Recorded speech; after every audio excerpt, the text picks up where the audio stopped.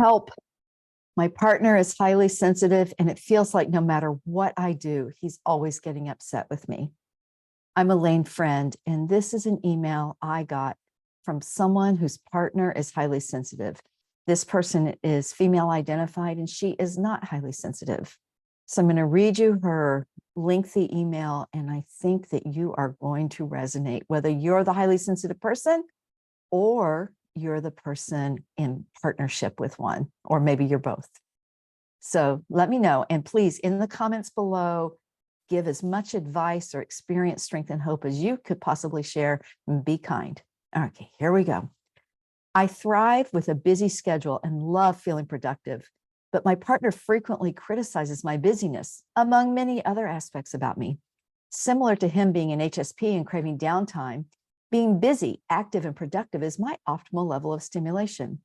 When I read about HSPs, it's clear that my busy energy will always be triggering for him. I've tried modifying my behavior, but I'm totally unaware of what I'm doing that could possibly upset him, that it feels impossible to get it right. The pattern is I feel like I'm doing something nice. He gets upset, becomes quiet, and then I ask what's bothering him. He tells me, I'll tell you, she gives examples below, and I'm totally frustrated and amazed that every time it feels like it's something new or even contradicting what he said in the past. He also adds, not just how he feels, but insinuates that I'm a terrible person. I'm selfish, I'm unsupportive, I don't care. The goalpost keeps moving. It feels like I will never make him happy. And this constant criticism is starting to impact my own self-esteem. How can I respond to his criticism better so that he feels heard? How am I supposed to live with the fear that every week I will somehow disappoint him unintentionally? Is there any hope for us if our optimal level of arousals are so different? Here's a sample criticism he has had of me. He says, you have a busy energy. You knocked on the closed bathroom door to get the toothbrush. You couldn't wait and almost started making coffee while I was talking.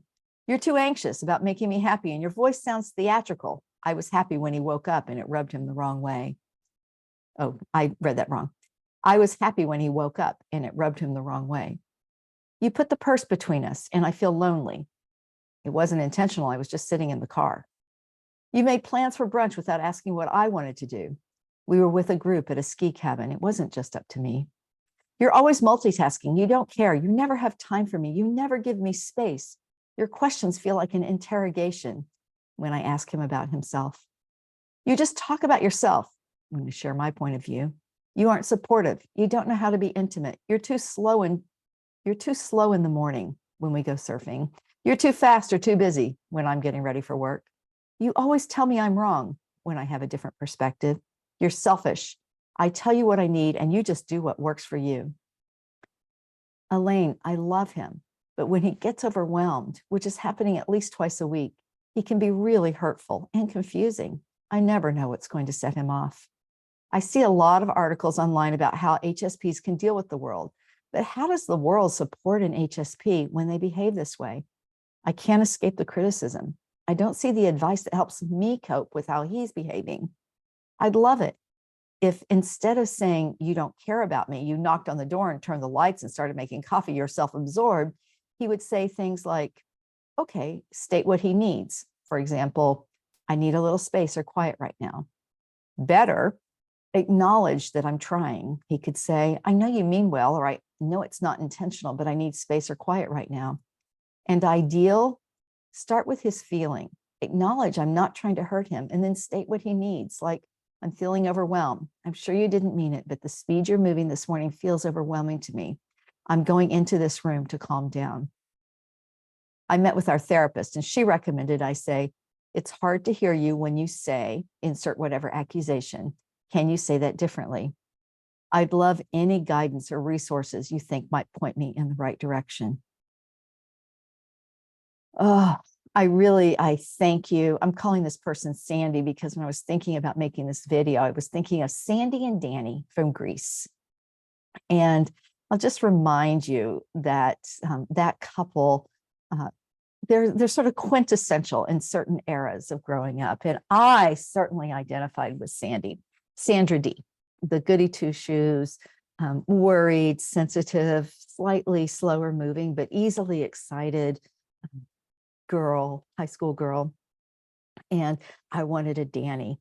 And I think Danny also had his own sensitivities. So we have all these ideas that we're raised with about what, whether it's Romeo and Juliet or Sandy and Danny or Fred and Ginger or something more modern.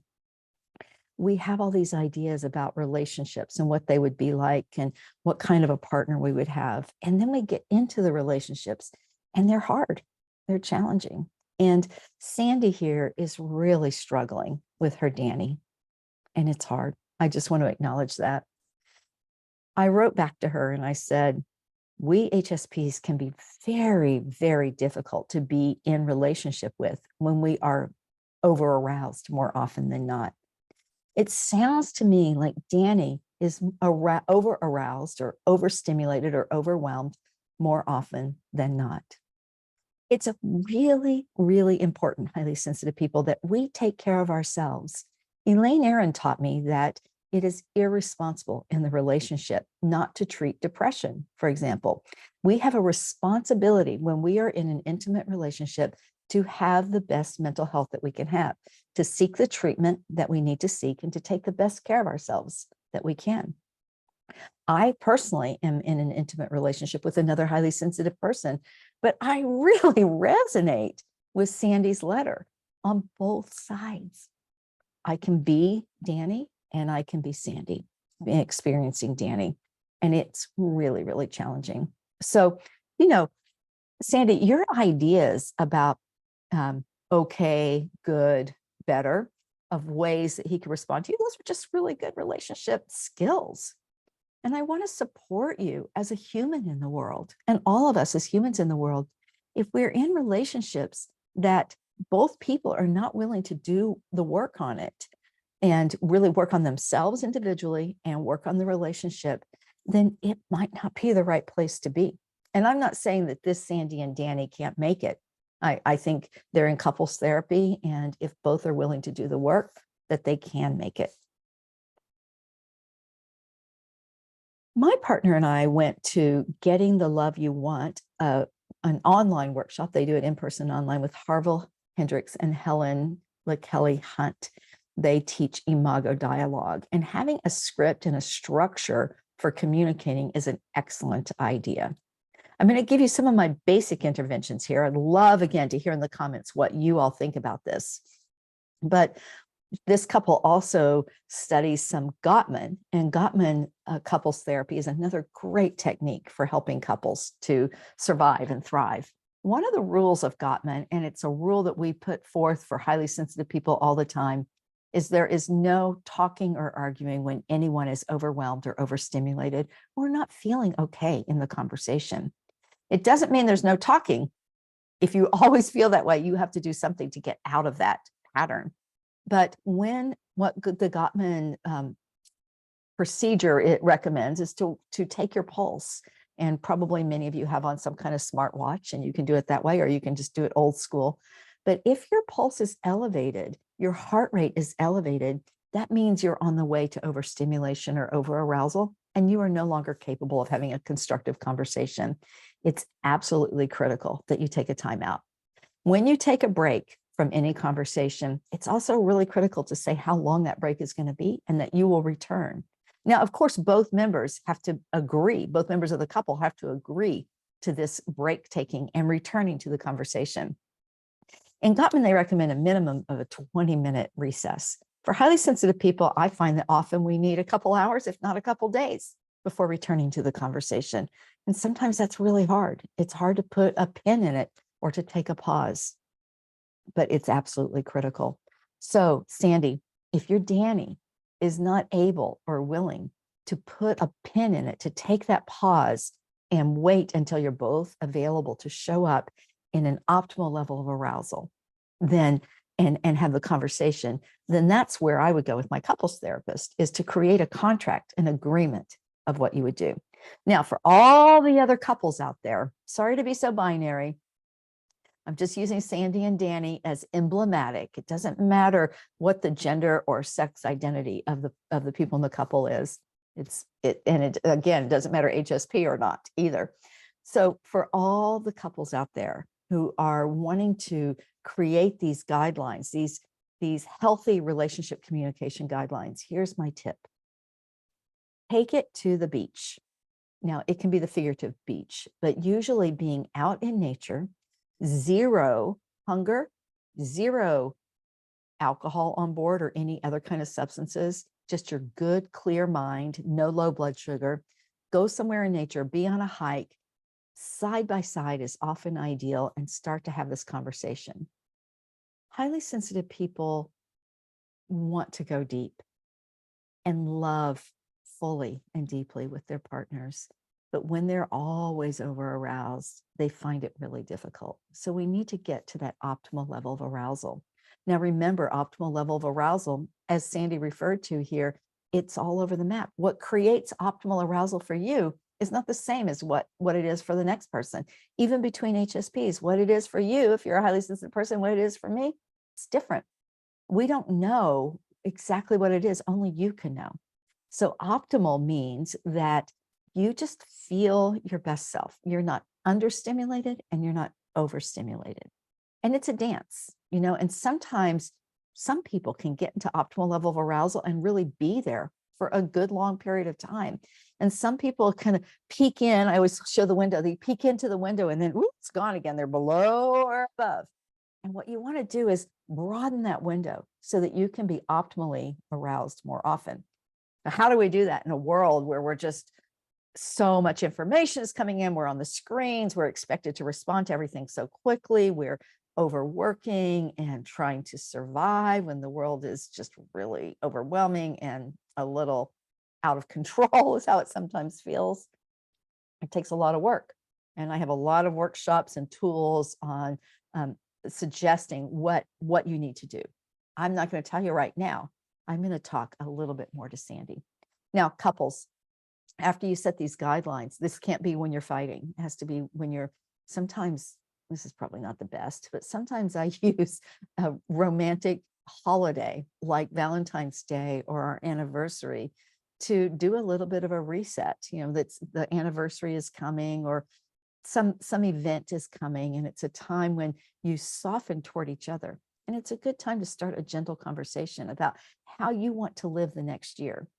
In more ancient cultures, especially I'm thinking around Celtic traditions, there is such a thing as hand fasting. And in hand fasting, it was basically a marriage that the couple made together, and they agreed for 1 year and 1 day to stay together, to have their hands fast. And there are lots of different symbols around that. But it's a great idea to make a contract that we will work on this for a set period of time. 1 year and a day is a great time. So that means you're going to make it through your anniversary and to 1 more day before you make any new decisions. Everyone should feel safe. Everyone should feel loved and should be able to love themselves in a relationship. And I know these are shouldas, and I'm not into shoulda, coulda, woulda, but moving forward, I want Sandy to feel valued in her partnership. So you can't change him. We all know we can't change our partners. All we can do is change ourselves. So one of the other things that I said in my response to Sandy was that you, Sandy, need to take amazing care of yourself. The better you feel, the less your partner will get to you. Not only that, the better you feel, the more attractive you will be toward your partner and toward this idea of working on a relationship. I think it's critical that people in relationships with highly sensitive people and highly sensitive people in relationships read Elaine Aron's book, The Highly Sensitive Person in Love. I like for couples to read it, say a chapter at a time, but that might be too much. I'll look and see how long the first chapter is. Oh, there's introductory stuff. So even the introduction is 23 pages. So, oh no, not that much, 15 pages. That might be too much. But make a decision on how much can you read, say 5 or 10 pages a week, a day. It depends on what you agree on as a couple. But both of you go apart, You read your 5 or 10 pages or your chapter. You have a date scheduled to discuss it. It can be over a meal, which is lovely. If you have kids, get away from them and do this discussion, or it can be on a hike. Discuss the 5 or 10 pages that you read. Through doing this, you will both come to understand yourselves and each other so much better. And it's just turning your lens toward your relationship and working on it. I also strongly recommend that anyone in relationship with a highly sensitive person and all highly sensitive people watch all 3 of Elaine Aron's movies, sensitivethemovie.com. There are 2 documentaries and 1 feature film, and turns out the feature film is called Sensitive and in Love. One of the documentaries is about making that film and about some of the science that is behind the film. And the documentary Sensitive, the Untold Story is just a great overview of the science and the experience. And there's a dramatization of a couple in even the first movie, Sensitive, the Untold Story, that will often speak to people in relationship with highly sensitive people. Okay, so watch these things and read these things together. If you are in relationship with a highly sensitive man, I want to strongly recommend my colleague Tom Falkenstein's book, The Highly Sensitive Man. He goes through a compilation of clients that he has seen and known over the years, 5 of them. He asks them all the same questions and really digs into their stories. And it helps us so much as highly sensitive people and people in relationship with us to feel less alone and to really see ourselves in them. So listen, I'm not encouraging you, Sandy, to be totally codependent. It sounds to me like you know exactly what you need in the world. And maybe part of what you need is more time away from your partner. Maybe he will then have the space to take care of himself. I love that you're committed to working on this relationship. And I encourage and support you to hold the mirror up to yourself or hold the hand up to yourself and remember that all that you can change is what's between you and your hand. Sometimes I say, talk to the hand, and I'm not talking about, saying that to your partner, talk to the hand. I'm saying it to you, talk to your hand. Tell yourself what you want and need. Envision the most beautiful world that you could ever imagine was possible, and the most beautiful, serene, loved you that you could ever imagine was possible. Here's what you need.